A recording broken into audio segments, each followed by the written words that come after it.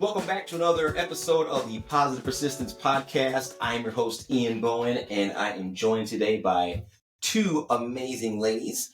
One is our co-host for the day, my wife, Dana. Hi. And Sarah Wright, who's got an amazing story that we can't wait to share with you guys. I'm glad to be here. Thank you for having me. Of course. So I do want to let our audience and listeners know that today we are going to be discussing a few sensitive topics that include depression and drug use, self-harm, and abuse. So just to let you know ahead of time. Okay. All right. Well, with that, Sarah, again, your story is incredible, and it's a transformation story. Mm-hmm. It's got a lot of ups and downs in it, and so let's just get right into it, so our listeners and our viewers can kind of understand where you're coming from, where you are now. But let's start a little bit in the past. Kind of start at the beginning, if you don't mind. Okay. I would say that my story began around middle school. I was a very depressed young girl. I started self-harming, cutting myself at a young age. I believe that is where my addictive personality came about. Yeah. I was addicted to just the feeling that it gave me, and that went on all the way through high school. And but one thing that did help me was that I was very athletic and in sports. So you were actually a multi-sport athlete, correct? You played volleyball, you were a runner, you played softball, and your main sport was basketball, right? Absolutely. Okay, so that was when you kind of felt, is it fair to say, like normal? Yes. Like when you were playing your sports? I felt good about myself, confident. Yeah. Mm-hmm. But you had said that you put a lot of pressure on yourself as well. I absolutely did. From those sports. And one of the stories that you had told us was that you actually were in a big race. Yes. And I'll let you kind of talk about that because it's your story. So, yeah, tell us kind of what lengths you went to with that. I was very big into track. I ran the 300 hurdles, was my main sport. I ran the 100 hurdles and 4x1 relays, but 300 hurdles were definitely my choice of track event. This is in high school, correct? Yes, in high school. I was started in middle school, but the 300 hurdles they only do in high school. Okay.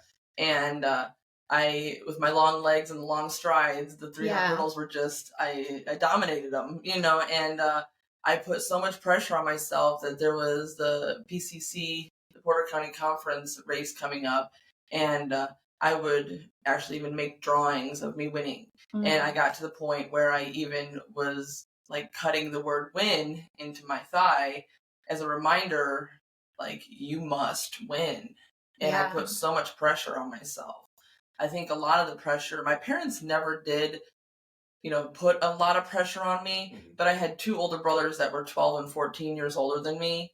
And my brother actually played college basketball until he got an injury and was almost to be drafted for the NBA. So I kind of was put in like that pressure to be as good as him. And my other brother was a very good runner. So, but my parents never put that pressure on me. It was all on myself. Yeah. So I just wanted to be as good as they were or better. Do you think that came out of you wanting to please your parents, or where do you think the reason, or what do you think the reason was that you put that pressure on yourself? I did want to please my parents, yes, but I grew up in a very small town where sports was everything. Yeah. And I loved being in the spotlight. Mm-hmm. I loved being the center of attention, and, most teenage girls, like that, but, I really did. There was nothing better than being like, for example, basketball, being on that court. I was the center at 6 foot tall. I was the center, and I started, varsity my freshman year. Wow. And, I remember, being up there to, get the ball in the center, at the very beginning of the game, and people cheering me on, and it was just like that rush of adrenaline, the dopamine hit. Oh yes, absolutely. But at the same time, you're battling this depression, and how did you know that that's what you were feeling? Like, how were you identifying at that time? Like, how did you know, like, I think I'm depressed, like, as that young teenage girl? Well, I I was about 6 foot tall in 4th grade. Okay. And I was very awkward in a way. Sure. When I was taller than all the boys and all the girls, and some people said that I looked like Jack from the movie, with the Robin Williams movie. No. And I do remember there was a short little story. We had a paper plate that we put around the whole class, and we wrote our name in the middle, and we passed it around, and we had to put one good thing about that person on the paper plate. And most people got like beautiful eyes, beautiful smile. Mine just said tall, tall, tall, tall, tall, tall. So I had very low self-esteem in the fact that it was like no one's seen me besides my height. Right. So it was very depressing, and that's when it really started, I think, is I looked different than other people, and, I had a very bad, I didn't like myself, so I think that's where the depression came in, and being a young teenage girl is rough, it's hard regardless, right? No matter, like, it's a hard baseline. And so to have something that's extraordinary about you, that, people are identifying you as tall. Instead of smart and beautiful and all those other things that you are today, and that I'm sure you were then. So I understand that was probably limiting. And so that's where your depression kind of was born out of. Started. Yes, I had a wonderful childhood. I really did, and then so that's why I was confused at why these feelings that I had. As I had a wonderful childhood, but it was all inner. It was all like that imbalance, that feeling of just not good enough, not worthy of love. Sure. So I just struggled with that, but when I got the attention from sports, that's where I thrived. So. And then you said that in high school you ended up quitting a couple of your sports, right? And that was pretty surprising. It was to very the people around you. Yes, it was to the community, right? It was small town community, and their star basketball player, or one of the, I shouldn't boast to say my star. She was the best. Let's be honest. It was a very big shock, to my parents, to my family, a lot of the community. I did drop out of basketball and volleyball, and softball I did drop out of my freshman year because it was in the same time as track, so it was a little difficult. So it was track, volleyball, and basketball around that time, and I just ran track, and like I had said, I had excelled at track until my senior year when I quit basketball. And volleyball, it really, I didn't have that workout routine of the practices. Right. Like throughout the whole year. The year-round conditioning, yes. And when it came time for track, and I was like, okay, I got this. And my times were horrible. And I was like, why? And it was like, that's why. I wasn't pushing myself. And I think the depression got a lot with me. One reason I quit volleyball was because we went to regular shorts to like the shorts that they wear. So, the short shorts, and I had a lot of, from the self-harm, I had a lot of scars and problems with that, and I didn't want to show that off in front of a whole stadium of people, or a whole gym full of people. So that's like anxiety on top of anxiety. So that was the main reason I quit volleyball. Basketball, I'm not really sure. I had a change of coaches also that year. And I was very close with my coach that from previous years I had known her all my life. And when she retired, I kind of didn't want to listen to anybody else. And so I kind of rebelled in a way. You know? And the depression got me, and I just was like, enough is enough. I just didn't want to. And that was the start of like the really going downhill even more. And the track was something that you looked forward to, but then you got into it and you're like, this isn't how I remember this feeling. Exactly. Yeah. Exactly. Running has always given me, basketball, of course. I see that basketball is a team sport. And you rely on your teammates. And yes, track is also a team sport. They sure. But at the same time, you go for your personal record. Right. Yeah. Your individual best. Individual best. You're pushing yourself. And that's what I wanted. Yeah. Was to not rely on everybody else, but to rely on myself. And that was kind of selfish, yes, in a way, because I was just about me. No. But at the same time, yeah, you get that dopamine hit, exactly. Right? It's like you wanted to be center of attention. Sure. And everybody, even when you're playing a team sport, it's hard to find a player that's not looking at their own stats, or especially at that age, right? Yes, I mean, we're not professional athletes, but you're looking at your own statistics. Even our kids, they're pulling up their stats and stuff, and so you're of course you're looking at that. So then tell us then just kind of what happens after that.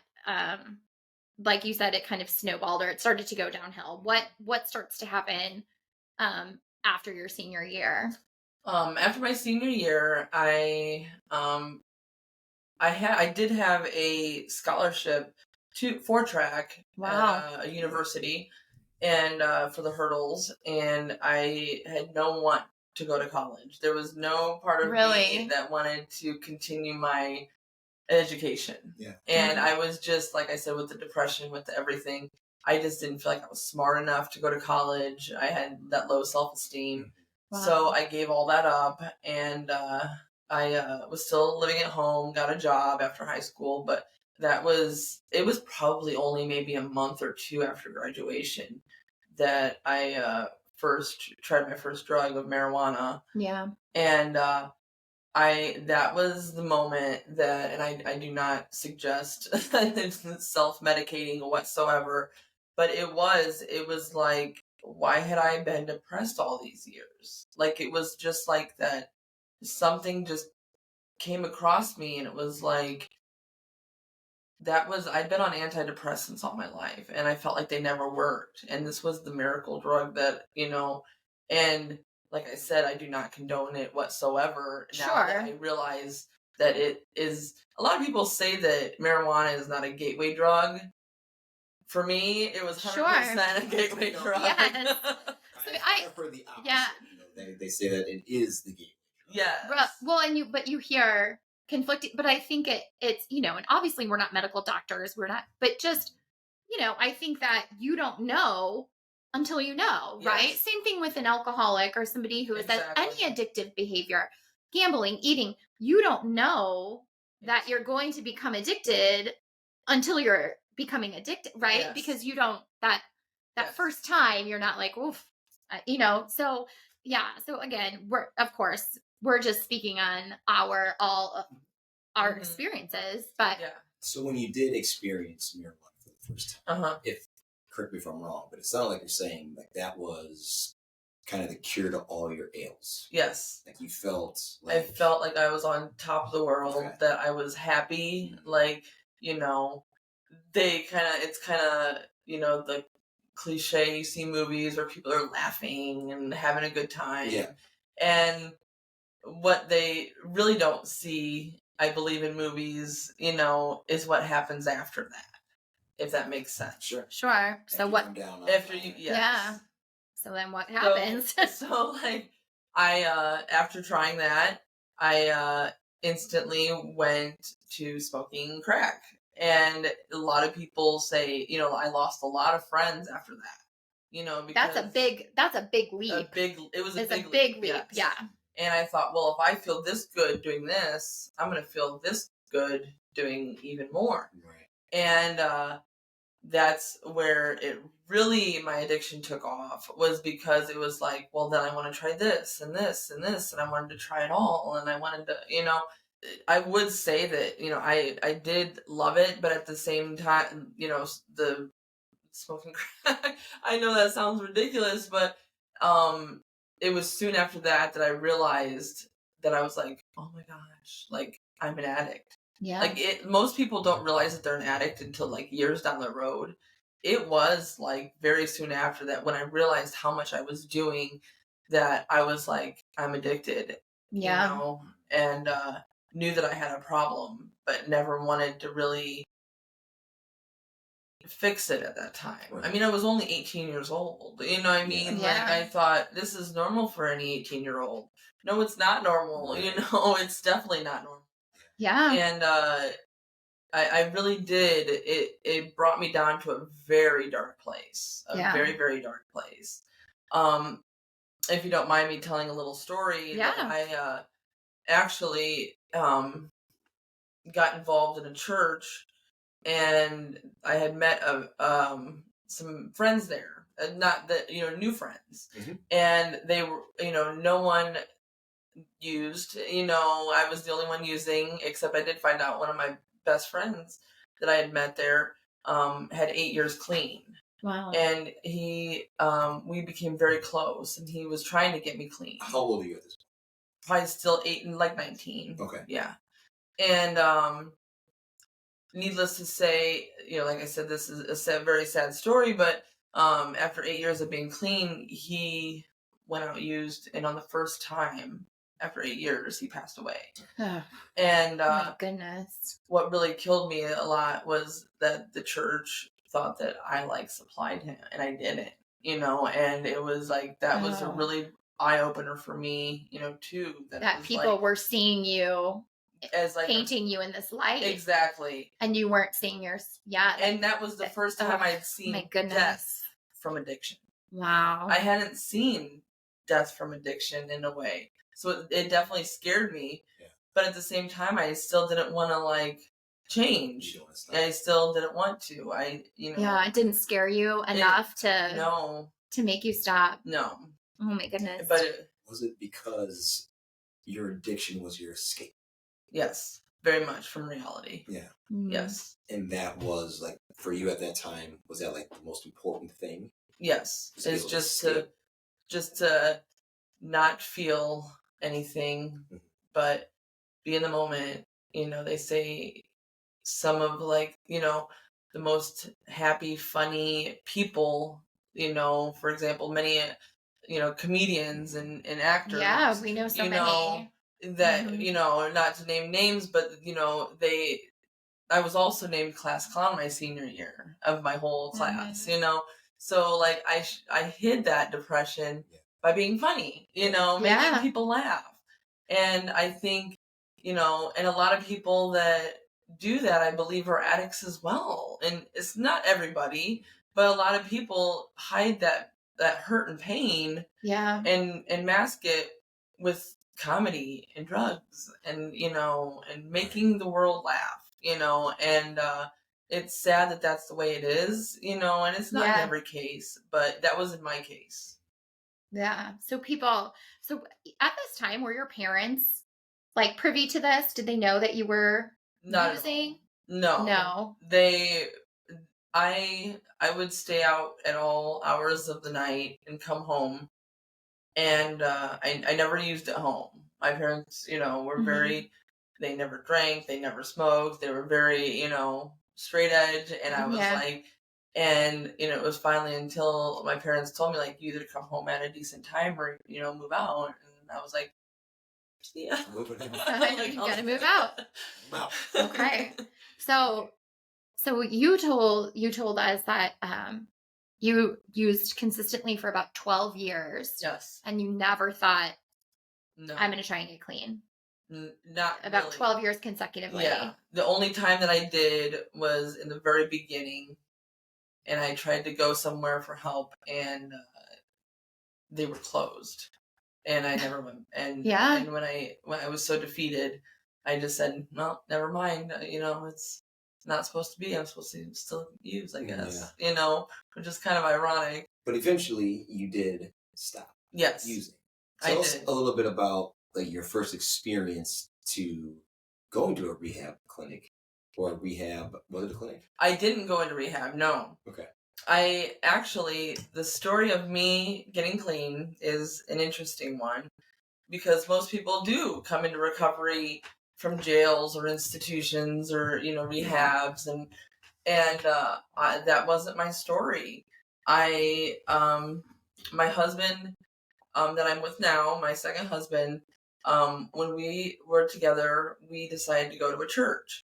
And when we got to the church, the sermon was called Yard Sale, Out with the Old, In with the New.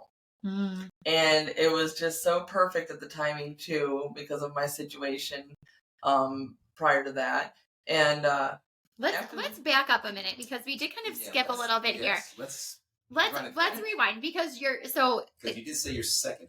So correct. Yeah. So you were married before. Yes. So how does that play into this narrative? If I may ask, how old were you when you got married? The first time. We were together 9 years. We didn't get married. We got together in 2007. So I was 21. Mm-hmm. Okay.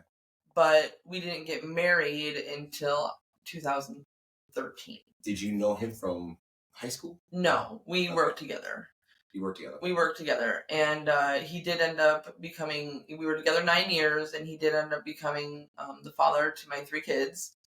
We moved in right away together and used together. And we, very soon after getting with him, I realized, he was an abusive man. He was verbally abusive, physically abusive. But at the time being, especially before we had kids, I just kind of shook it off as that's how men are. I never had a man in my life that treated me, well, I mean, my dad was great, but I never had a boyfriend or something that treated me good. So I just thought that was normal behavior, and there was red flags at the beginning, definitely, sure. Absolutely red flags everywhere. And, but like I said, I had such low self-esteem that I was like, I'll do anything for you, Yeah. And my kids now today, are 15 and I have a 13-year-old twins. Yeah. So, by the time I was 22, I had a newborn, and then 24, I had 3 kids under 3. Wow. Or 3 kids under 2. Yeah. I had a 2-year-old and newborn twins. Wow. I had my plate full, that's for sure, So, I just kind of dealt with the abuse, I won't get into a lot of details about that, but it was very exhausting. To live with another addict. I can't to live imagine. With the abuse, it was absolutely exhausting. So to be clear, you are still using at this time? Absolutely. Okay. Yes. Throughout, up until 2017 is my clean date. So yes, we used together all those 9 years together, and with the kids. I hate to say that, but or not with the kids, but with the kids around. Right. And it was just a dark place. It was just I really didn't think that I ever seen a way out. One of my a friend of a friend was in an incident where she was a victim of domestic abuse. And they were having a run for her, a 5K, because she did pass away. And that was kind of the turning point into where I was like, also, the first time like I said, with the addiction, seeing death, from addiction, I seen death from abuse. Wow. So I was like, that was kind of like a turning point where I was like, wow, this really could end my life, Yeah. Right. And I trained for that marathon, or not marathon, the 5K. And in June of 2016, I ran that 5K.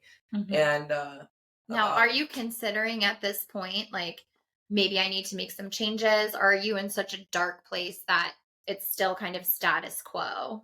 Backing up just about 5 days prior to that race is when I moved out. June 22nd of 2016. Thank goodness. is where I moved out and moved in with my now husband. And I know that sounds a little iffy, but there is actually a beautiful love story to that. I did. We'll let you tell that too, because that's a great story. It is. Yeah. But so after I moved in with my husband now, which I can tell you the story of that later.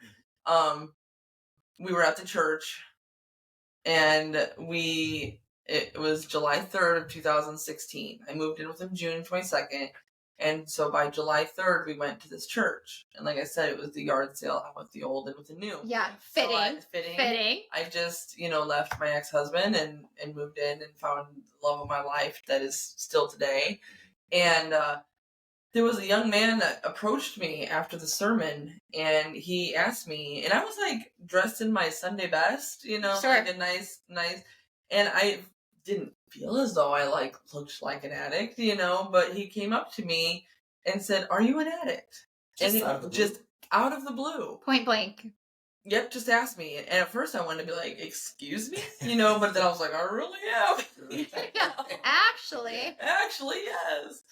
To me, it was a God moment. Do you know what I mean? Like, it truly was one of those, we went to this church that we've never been to, and this random person came up to me and asked me, and I hadn't even really been thinking about getting clean. Even moving in with my new husband, who is not an addict, has never used in his life. Yeah. And he never, forced me, because he knew how hard. You have to want to change. No one can force you to change or get help. You have to want it. But after that young man came up to me and asked me this and told me, about recovery and a meeting that night, I decided to go. So they're having a meeting that night. So you say it's a God moment. I mean, whatever you believe. Yes. If that's not the universe or God or whatever. Yes. Lining all of that up for you. I mean, wow. That's powerful. I had used that day. I was at church, and maybe that's why they did. I mean, I don't know. So you they were thought at church. I most likely, yes. Yeah. And so before going to this meeting, I was like, I'm gonna get high again, because I'm a little nervous. That's all I know is how to cope. Yeah.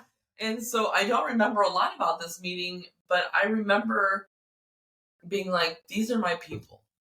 This is where I belong. These are people like me, and I wanted what they had. And so I went back. They kept telling me, the most important meeting is your next one, and so that's powerful. So I went to this meeting on July 3rd, and the next day I didn't use.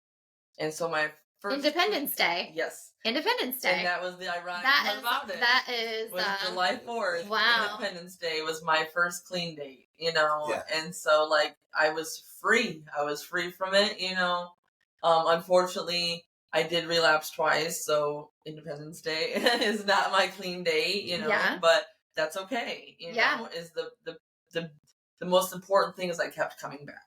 Yeah. Even after falling down. Yeah. I'd get back up, and then I'd fall down, and then I'd get back up.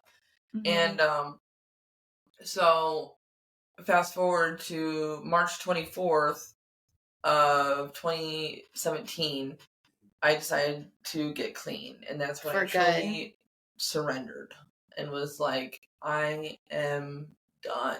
Mm-hmm. It was 3 months before I was to get married to my now husband. Our anniversary was just the other day, June 20 or July 22nd. Yeah, 7 years. We've been together 7 years now, so I have 7 years clean, and I've been married 7 years. And he has been the rock. He has truly been so supportive through all of it, because there was times, even being clean, it's hard, because like any addiction to shopping or eating or gambling, you think about that nonstop. You constantly think I want to use. And it took years, even being clean, to get that feeling out of my head. Just because you get clean from drugs or alcohol doesn't mean that life doesn't stop. Life still goes on. Yeah. Mm-hmm. And things are going to happen. And it's how we cope with it. you know, and not coping by using, but coping with other positive, you know, things. Having other coping mechanisms. Exactly. So I want to talk to you about how you met your husband, current husband, because this is a story. And we know Sarah because we'll get to through Fit Body. But the first time she told me this, I was like, "Stop it! No, come on!" Like it's a great love story, but it's definitely like movie worthy. Right. So tell us about your husband Austin and how you met and how you came to be so happy with him now. Okay. Well, I'll start a little bit from the beginning and kind of try to make it, you know, because it is a very long story. Yeah, but chop it up for us a little bit. Okay. He was my first grade art teacher, my elementary art teacher. So when I was in first grade, it was his first year teaching at the school that I went to. Mm-hmm. And so I had him first grade through like 5th or 6th grade. I can't remember when the middle school went in, but elementary, I had him every year. Yeah. He was like my idol. He was the reason I wanted to go to college to be an elementary art teacher. I fell in love with art. And I remember in first grade drawing a parrot. And he came up behind me and he told me, you know, he goes, "Oh, wow." He goes, "You have amazing talent." He goes, "You're going to be an artist one day." And to this day, he doesn't remember that comment, but that comment stuck with me for years to come. Aww. That it meant so much because, like I said, I wanted that, you know, significance. Yeah. And it was like, so when I became in high school, I was very into art, you know, very big into painting and everything. And my senior year, I went even down to his classroom and was like, "What do I need to do?" Because I hadn't seen him in years. You know, he was an elementary teacher. And I went down and asked him, "What do I need to do to become an elementary art teacher? Like if I go to college?" Mm-hmm. And he told me, and was kind of strict about it. Like, you need to actually work at it. Like, and he was just very matter of fact, and it kind of scared me. And I was like, "Okay, you know." And we're gonna skip forward like 20 years, you know, like 20 years, or 15 years.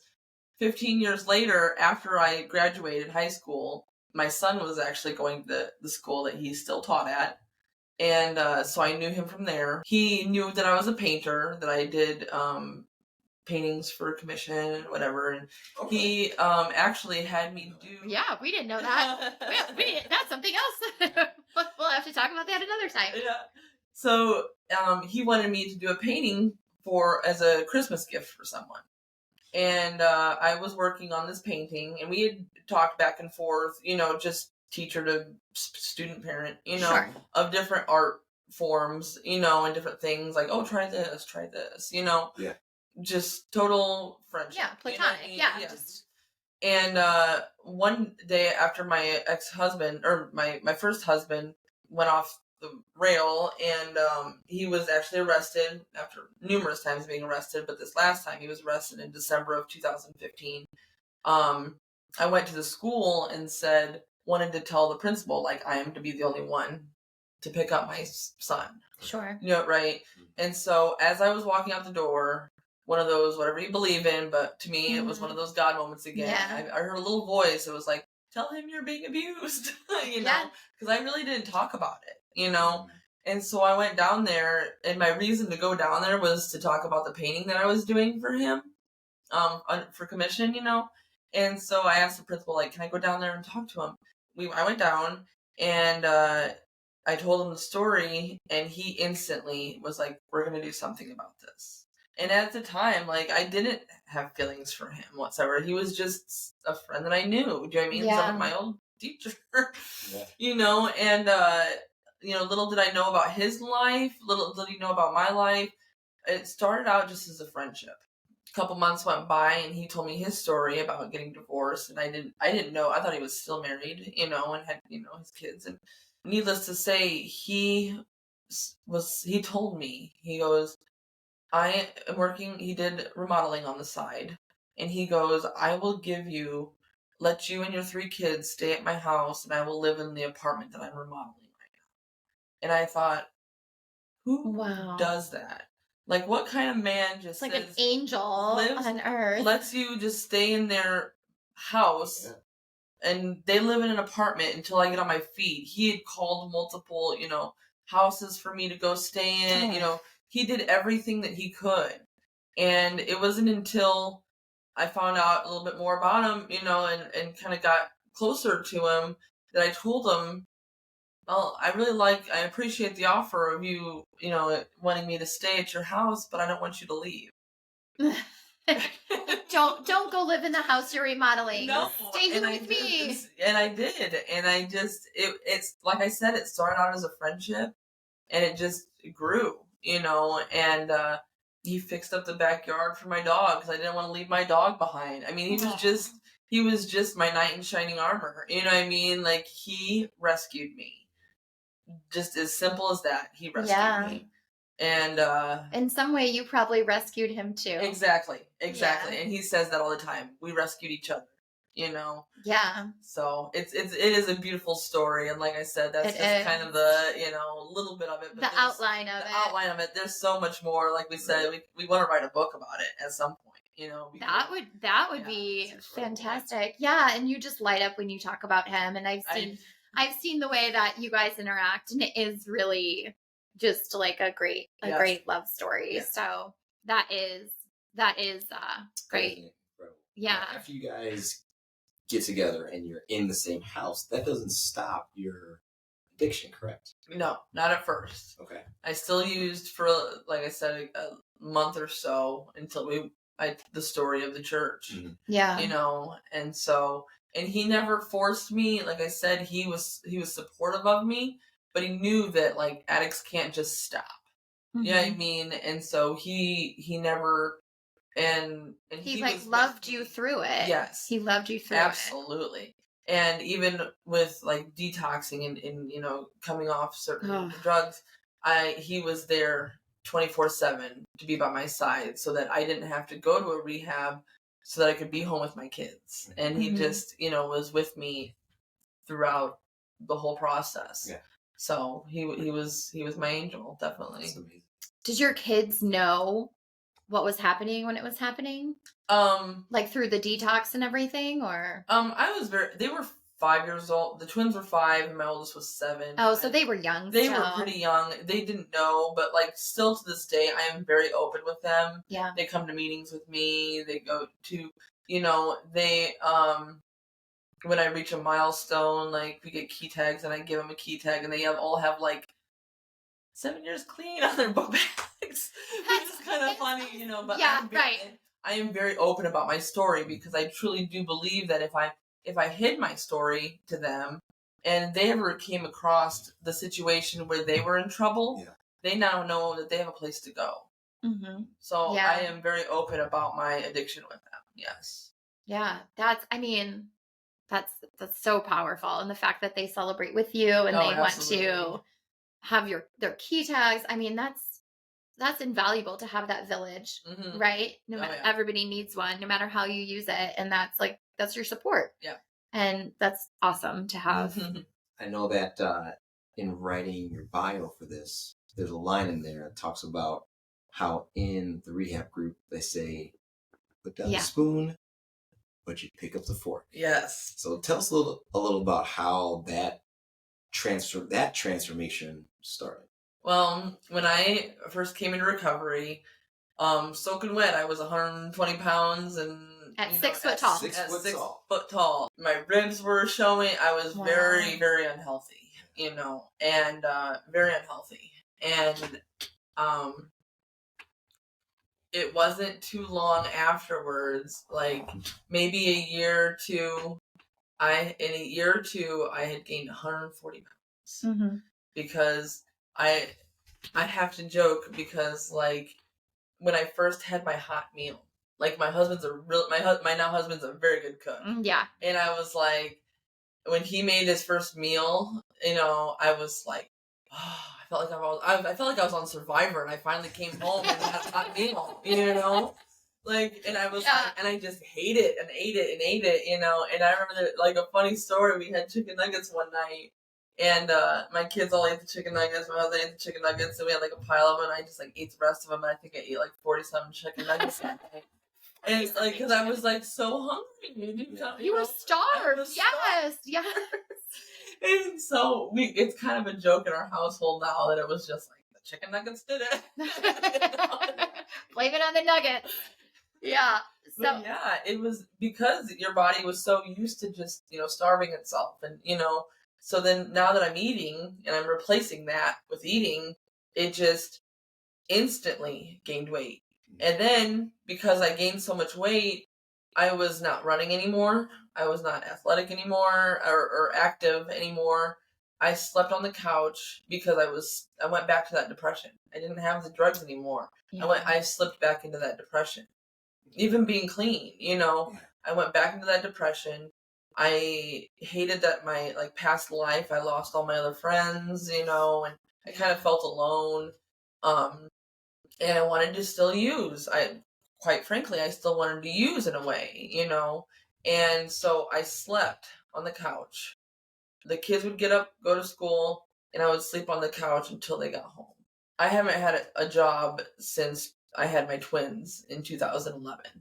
The only time I had a job was a short time before the place closed down, for just a short amount of time here in Chesterton. But other than that, I've been a stay-at-home mom for the last 13 years. Okay. So when my husband went to work, like I said, he was still a teacher, and he'd go to work, and I would literally sleep from the moment he left for work and the kids went to school until the kids got off the bus, and sleep on the couch. I was lethargic. I had no motivation to do anything. My husband would come home, do the dishes, do the laundry, do the everything, because I just didn't want to do anything. I was so depressed, And so that was a lot with the weight gain also, was just not being active, And that continued for years and, for quite a few years. And he just loved you through that too. Yes, he absolutely did. He never, he would maybe sometimes say let's go for a walk. And I'd always feel bad because I'd be like, no, he always wanted to do things with me, but I was just so depressed that I shut him down all the time. And it was awful, it was an awful feeling of being so depressed. Like I said, I didn't have a lot of friends, to fall back on. I didn't know a lot of people. I kind of was just taking care of my kids as the best that I could, and, I wasn't taking care of the household, like I said, we have a joke that he makes a really good wife because he does do the dishes and the laundry and, because I was struggling and he's seen that and he knew that I was. Yeah. So he did step up and do things like that, and I'm forever grateful for him for that. So how does this then, we see you today. This is obviously not the Sarah we know today, yes, right? Correct. So when do things start to change, or what's the impetus behind the change that we have seen? One thing I did talk about or wanted to talk about was my reservations of using is there was a death in the family, or there was something something catastrophic happened. Happening. How are you going to deal with it? Yes, and one of those things was losing my mom. I have always, since I was a little girl, I'm very close with my dad too. I'm a daddy's girl. But I've always been very, very close with my mom. Sure. And I truly felt like if I lost her, that I would have to use over it. And the day came, she passed away March 18th of 2023, last year. But a week prior to her passing, she struggled with dementia for years, but she still knew who we all were. Yeah. There was no signs of anything. She would stumble and there was problems here and there with her. But I talked to her one night on the phone and we joked about how she had nachos. And then the next day I got a call that my mom couldn't speak anymore. And I thought, what do you mean she can't talk anymore? I just talked to her last night. Yeah. And we thought maybe she had a stroke or something. We took her to the emergency room the next day. They said end-stage dementia. And I just thought, what do you mean end-stage dementia? She was fine. She knows end-stage dementia? Yes, at 70 years old. Wow. And she knew who we all were. Yeah. I just didn't understand, and quite frankly still don't understand. Yeah. But the matter of the fact of the matter is that she was put in hospice at home care hospice, and a week later she passed away. Wow. And I had that week to kind of like brace myself and prepare, which I'm thankful for, but I couldn't talk to her the whole time. It was rough, and I knew, and I thought this is going to absolutely crush me, and it did the exact opposite. Like, and I don't want to like cry, but it's like, no, it makes it seeing my mom, you know, in that bed, you know, in her final moments, it was like, I've got to do something different for myself, for my mind. Do you know what I mean? Because like, I don't want to be, you know, where she was at that age, you know, and at the time I had such high cholesterol, you know, and I was on medication for that, and you know, and there was just so many things. There was just so many factors that so she passed away in March. April, May, June kind of went through as just kind of a hazy, you know, like just grieving. And then July of 2023, I like this there's this nonprofit organization that I really like to follow on Facebook and other media sources, and they had this challenge, walk a mile a day for the month of July. And I decided, I was like, you know what, I'm going to get off the couch and I'm going to walk a mile a day. I don't care if it takes me half an hour to walk a mile. I'm going to walk. Yeah. I couldn't run it at the time. Yeah. I mean, there was no way. I was at my heaviest. I hadn't run for years, you know, and so I just walked a mile a day for the month of July and lost about 20 pounds in that one month. Wow. And I thought, just from getting up and walking, from moving. Yes. That is incredible. I couldn't believe it. I literally was like, did I just lose 20 pounds in 1 month? You know, like, yeah. And I just thought, and then the fire started, under me, and it was like, okay. Yes. And, you know, I got into it. That was the match. Yeah. So right before the podcast, we just talked about Sarah's tattoo. She's got a tattoo on her shoulder, and it says, "I might only have one match, but I can make an explosion." From the song quote. Yes. And your fight song. So like that was, I mean, there's lots of one match, you know, along the story, but I feel like that's one of them. That was like, oh, yeah, okay. Like, we only have one life to live, you know. To make the explosion, to me, is to making a change in not only my life, but in others. Yeah. You know what I mean? So the match is our life, and the explosion is what we do to help people. Like, what is our purpose? Then I have to constantly I constantly ask myself, what is my purpose? I never felt, being a stay-at-home mom, people would be like, that's your purpose. That doesn't feel like my purpose.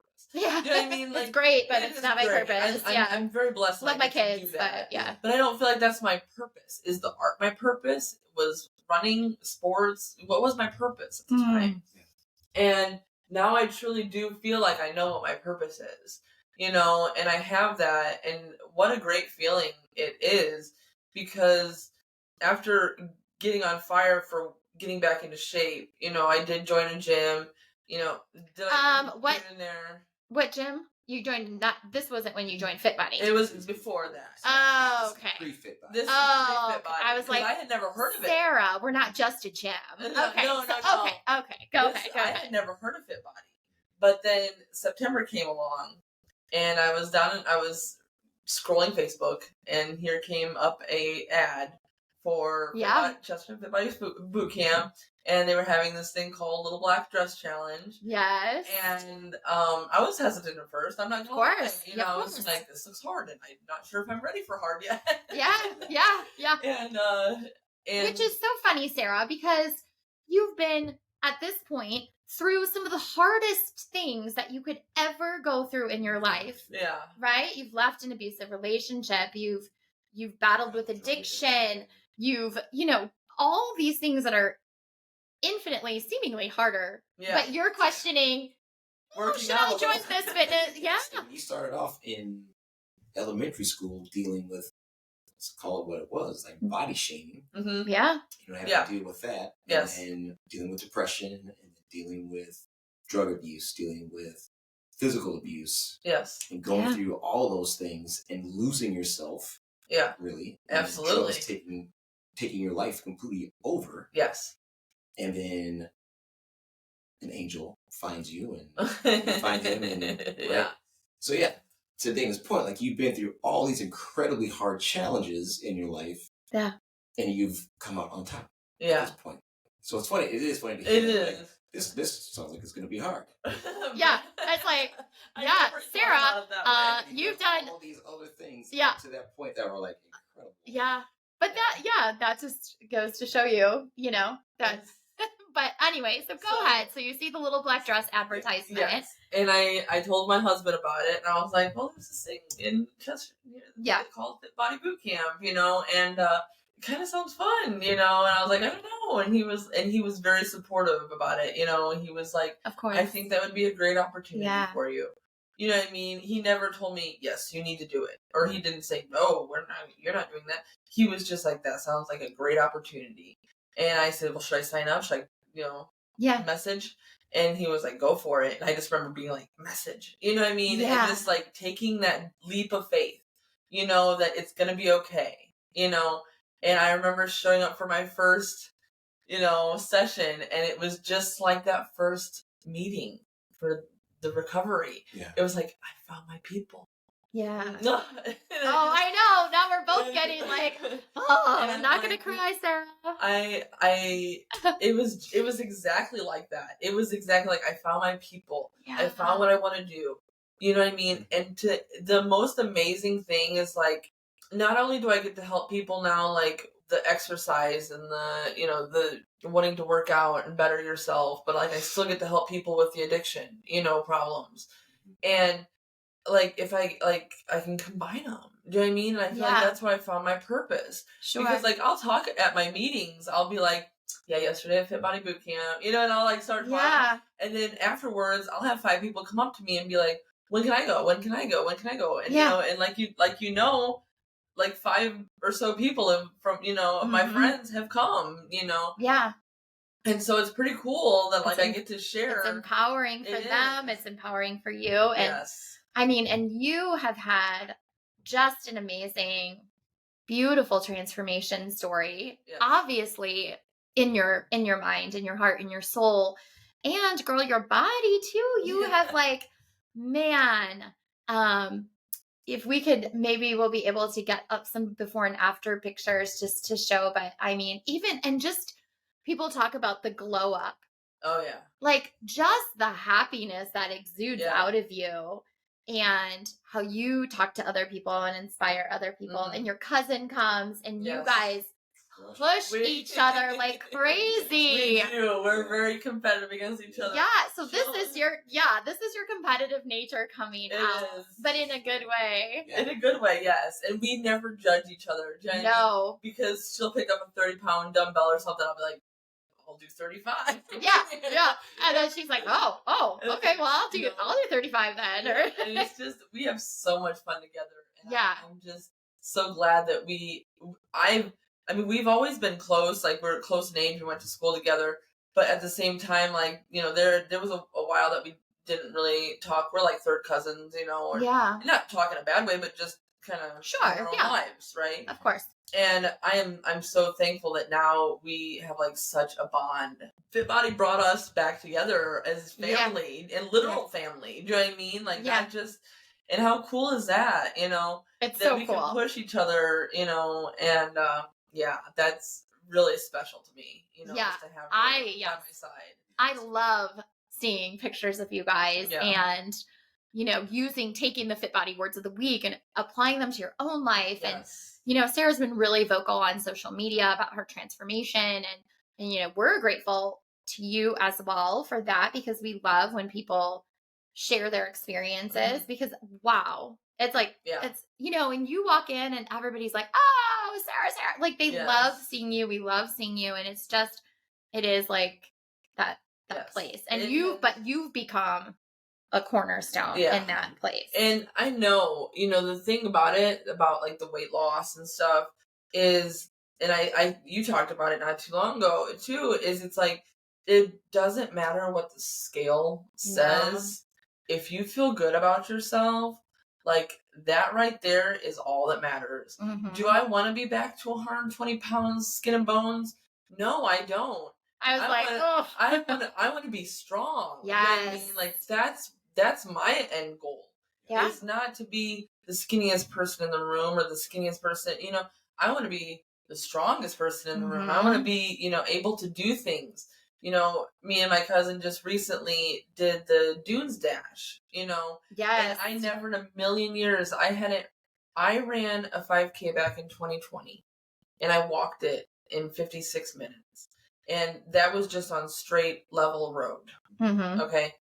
And on the Dunes Dash, we did 40 flights of stairs, wow. ran through sand, and I did it in a better time than I did 4 years Girl. ago. Walking and running just a flat surface on the road. Like, that's progress. And I'm just, yes. And so that, you know, I never in a million years thought that I would get back to that point. I thought I was doomed for life to sleep on the couch. And now, you know, I wear my bracelets. You know, every day I have my, you know, harness sessions. You know, I've got to get your mind right. You know, this one you know, says no matter what, you know, and I just, those your are my daily reminders that, like, to keep your mind right. You know, yes. Like, even when I don't want to go to the gym or don't want to work out or don't want to just go for a run, you know, that it's just like, do you want to go back to where you were, miserable and depressed? No. Do you know what I mean? Because I have so many people and friends that tell me that I just, not only do I look better, I just, like you said, yeah, it's a glow up from the inside, though. Yes. It's like, it is. You could just see it just oozes. Yeah. And I know you've posted pictures in the midst of addiction of how you looked and kind of how you look now. Mm-hmm. And it's just, your skin is glowing, your eyes are popping, like you're smiling. It's just so much from the inside. And that is like exactly the most powerful testament to just how far you've come in the work that you've put in. I feel better about myself today than I have ever, even in high school when I was super strong. You know what I mean? And I don't, you know what I mean? I was one of the only girls that could do the box jump. That was like where the men, you know, the tallest box jump. I was so proud of that. You know what I mean? I was like, I can do the, you know, because I was a spike, you know, I spiked the, you know, for volleyball. And so I constantly was working on my, you know, vertical jump. Yeah. And I was proud of myself for that, but yet still I had struggled. Like today, I'm just so proud of where I'm at, and I couldn't be happier. To how far my journey has taken me. Yeah. And one thing that I do want to say is that I would not change the past for anything. Yeah. Because it has taught me that, you know, all the things that people go through, do you know what I mean? I can help people with domestic abuse. I can help people with addiction. I can help people with, you know, weight, you know, problems or anything. Like all these things that I've been through, you know, some people say, oh, I wish that wouldn't have happened to me. I am glad that they happened to me because now I have the resources and the, you know, to help other people. So how you look at it. Yeah, it is. And I wouldn't change it. I wouldn't change it for the world. You know? Yeah, it's amazing. If you kind of bring it full circle, going back to where, let's say, your deepest, darkest point, knowing what you know now, what do you think this Sarah would have told the Sarah in the past to help her? Oh, wow. Like if we have anybody that's listening or watching this episode that could benefit from some words of wisdom and words of experience. Yes. What do you think that you would have told yourself back then that would have maybe helped you move forward? I think the biggest thing would probably, not even with, you know, the drugs and alcohol, but like with the abuse and stuff, I know how hard it is to leave a situation like that. But there are good people out there. And if I could have told myself years ago that it was like, you deserve to be loved. And there are people out there. There is someone out there that is going to love you unconditionally. Yeah. I would have just been like, okay. You know what I mean? And I say that a lot, because, when you're in the moment of these bad situations, you don't feel there's a way out. And so I would go back and say, like, you can lead a clean life. You can be loved and appreciated. You know what I mean? I never felt loved and appreciated. Today I feel loved and appreciated. Those were my deepest, darkest moments. Do you know what I mean? Yeah. Is just laying in bed. And I kind of like have to laugh about it because I used to pray and pray and pray for the moment that is now today. And so, like, wow, it has come full circle. When I was a little girl, I drew a picture that I wanted 3 dogs, 3 cats, 3 kids, a house, a husband. And I drew it in elementary school, just at home, not in an art class or anything. I still have that picture. I have 3 dogs, 3 cats, 3 kids, and the house in that picture looks exactly like the house that I live in today. wow. And if that doesn't, like, that get ya. Yeah, I have gotten what I've wanted in today. Do you know what I mean? But I had to go through all that to get to where I am today. Yeah. So to me, would I change it? No. Was it worth it? Absolutely, to get to where I am today. Because, yeah, we all need to learn lessons. Right. We all need to have, if we were all just given the best life ever, we wouldn't be grateful for the things that we do have. Yeah, that's like, that says enough. Yeah. And I just to kind of put a bow on this, I do want to say that, just to give, I know Sarah's very, very humble when it comes to this, but I do want to say that she and her husband are so generous, and they donate gobs and gobs and gobs of food to the schools during the Thanksgiving food drive. And then this last year, because we do a food drive for Westchester Food Pantry for Thanksgiving, right. And how many vanfuls of food? I mean, well, we had 2 vanfuls, but to me, it is a reminder because I was there once where I needed food assistance of some sort. Yep. And I would stop by the food pantries, and there's no shame in that. No. And I just want it's important to me to share what you have now. I have now. Yeah, to give back. Back to the people that I want, that I once was. Yeah. If that makes sense. Yes. Yes, I believe Ed Milet talks about that you are the most qualified person to help the person that you used to be. Yes, exactly. Absolutely. So that's awesome. And I do want to say as well that our local, we have some local places here that can always use donations, and they are Stepping Stones, the Stepping Stones facility, and out of, I believe they're in Valpo and Michigan City. And then also the Caring Place in Valparaiso. They offer really good services for people who are struggling through domestic violence and things. So Stepping Stones and the Caring Place, I know we've donated to them. I know you've made a very in-kind donation, your husband and your family.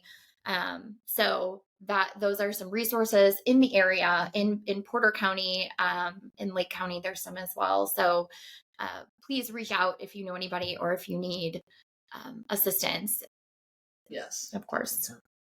Well, Sarah, thank you so much for joining us today on this episode. Yeah, we're so lucky to have you. Yeah. We're just so lucky to know you. It's been awesome. No, it's been an honor talking with you. Yeah, we're very fortunate that there are people like you on the planet. Oh, thank you. I really appreciate that. So I want to thank you, and I want to thank my co-host, my beautiful wife, Dana, and I want to thank you for listening and watching to today's episode of the Positive Persistence Podcast. Please do us a favor. If you like what you heard today, please give us a like and subscribe. You can find us on all of our socials. And remember this, always be positive, be persistent, and know that mindset is everything. We'll see you next time.